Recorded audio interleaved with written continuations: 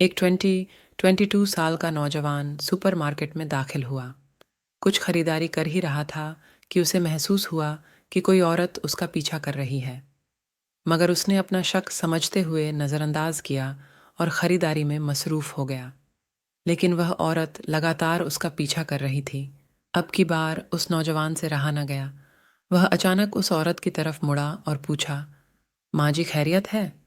औरत बोली, बेटा, आपकी शक्ल मेरे मरहूम बेटे से बहुत ज़्यादा मिलती जुलती है।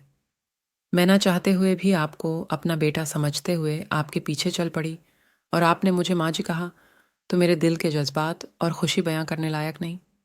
औरत ने यह कहा और उसकी आंखों से आंसू बहने शुरू हो गए। नौजवान कहता है, कोई बात नहीं माँ जी, आप मुझे अपना बेटा ही समझें।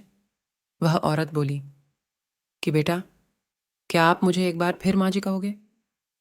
नौजवान ने ऊंची आवाज़ से कहा, जी माँ जी। पर उस औरत ने ऐसा बर्ताव किया जैसे उसने सुना ही ना हो। नौजवान ने फिर ऊंची आवाज़ में कहा, जी माँ जी। औरत ने सुना और नौजवान के दोनों हाथ पकड़कर चूमे, अपने आंखों से लगाए और रोते हुए वहां से रुखसत हो गई। नौजवान उस मंजिर को देखकर अपने आप पर काबू नहीं कर सका और उसकी आंखों से आंसू बहने लगे। वह अपनी खरीदारी पूरी करे बगैर ही वापस चल दिया।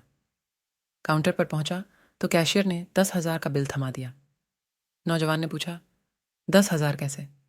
कैशियर ने कहा, 800 का बिल आपका है और 9,200 का आपकी माँ के हैं, जिन्हें आप अभी माँ जी कह रहे थे। वह दिन और आज का दिन नौजवान अपनी असली माँ को भी मौसी कहता है।